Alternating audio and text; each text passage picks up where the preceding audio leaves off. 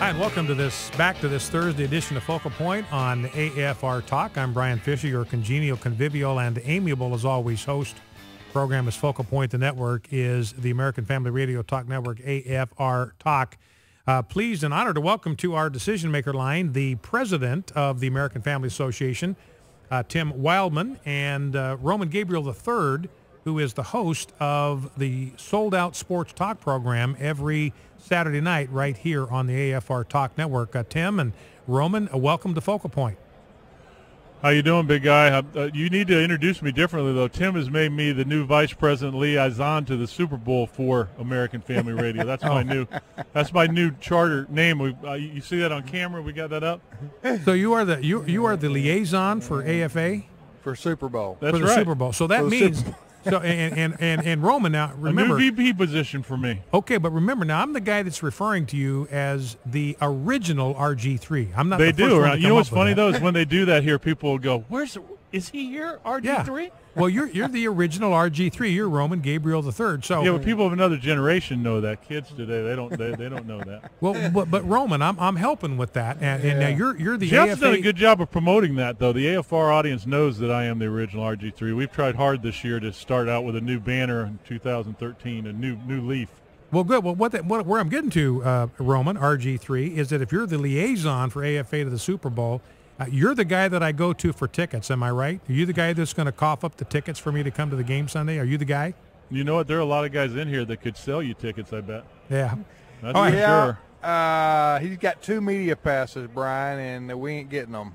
No, Roman and his cameraman are getting them. We are here at the one of the media days, I guess you could say, the media center here in downtown New Orleans, Louisiana. It's near the Riverwalk, if people know where about New Orleans. And Superdome is here. Of course, the Super Bowl is coming up this weekend. The whole world knows that. The San Francisco 49ers, Brian's team, the Baltimore Ravens, and the two brothers are matching up as head coaches. But the most important reason Roman's here, and we came down today, Brian, is because Roman has been doing this for 17 years, 19 years, and what he does, his ministry comes to the Super Bowl for the week, and they talk to the chaplains of the respective teams, and they find out who the real deal Christians are on those teams. And in this year, it's Baltimore and San Francisco. I got to interrupt you for a second. Yeah. We've been doing this all day.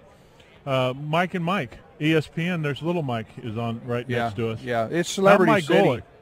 No, it's Celebrity City around here. I mean, if you're a football fan, we got a picture taken today with Archie Manning and Tony Dungy and Kurt Warner. I mean, Eddie George just rolled by. Yeah, he did. But Roman, tell Brian's listening audience, Focal Point, I know you told me this morning here, how do you go about, Brian, not taking over your program here, I'm just trying to facilitate something I wanted Roman to say.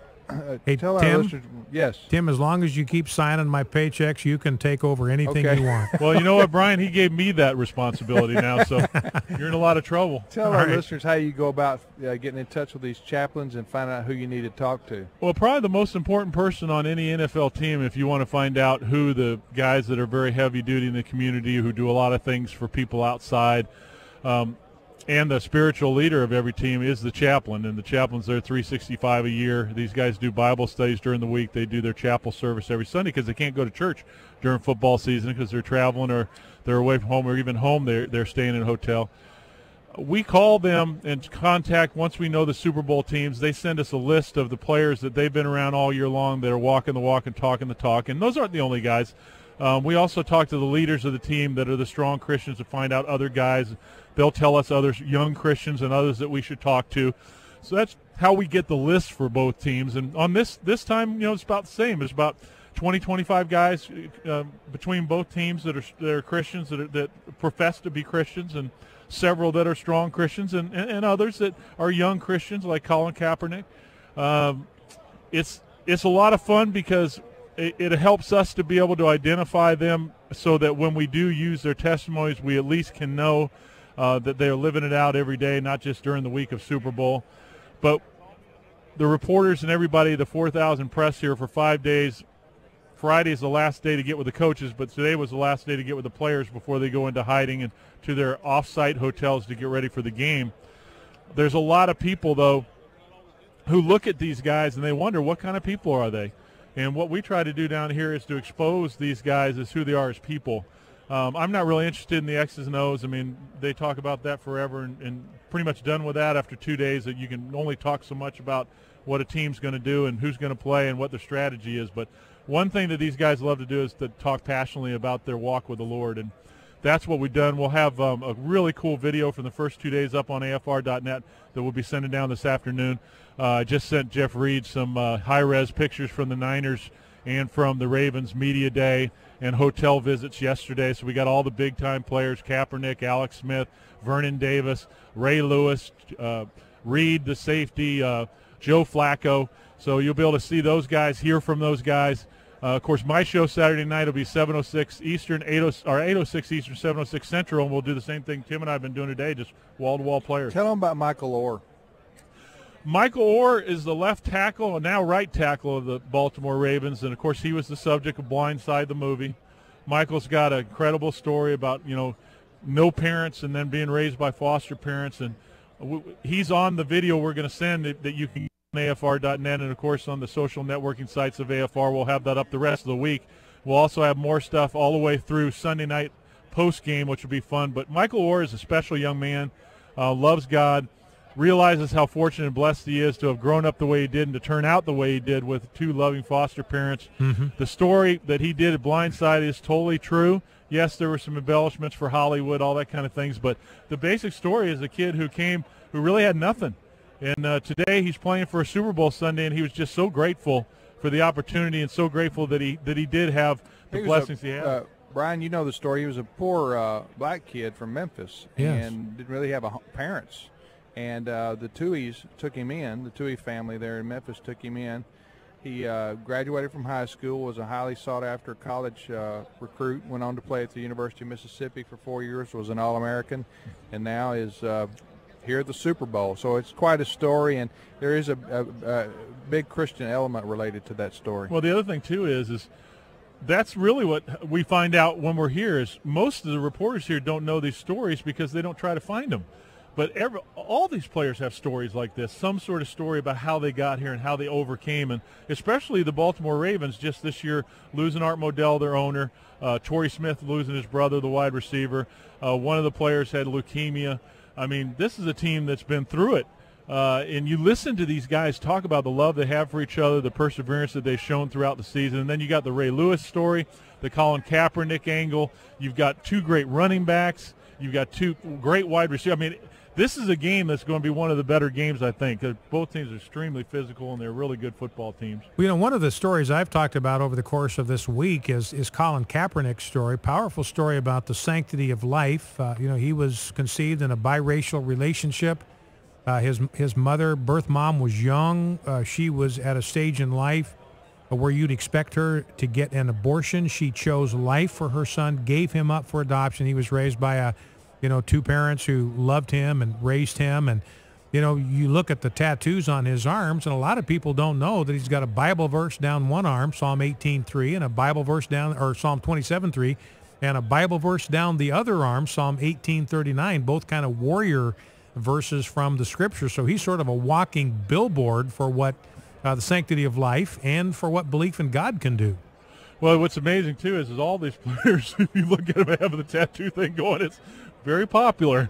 All these guys have tattoos, and I know Ray Lewis was talking this week about Psalms 91, wearing his T-shirt underneath his jersey each week, meditating on Psalms 91 and the greatness of God. Brian, I was asking Ronan about this morning. By the way, we're live here at the Super Bowl week, the media week on the Focal Point. I'm Tim Wildmon with Roman Gabriel. Brian's invited us on because we're down here interviewing a lot of these Christian athletes and coaches and such. But one of the things that I wanted to talk to you about was the fact that these brothers are coaching. Oh, it's amazing. Mm-hmm. We were in a press conference with CBS the other day, and a part of that interview is going to be on the video that AFR has. And believe me, if you want to know more about the Super Bowl, please go to AFR.net. We're going to have some great stuff, pictures that no one else has seen. A couple days ago, we were with the CBS broadcast crew, Jim Nantz, Pre-game crew with James Brown, both Christian guys, real strong.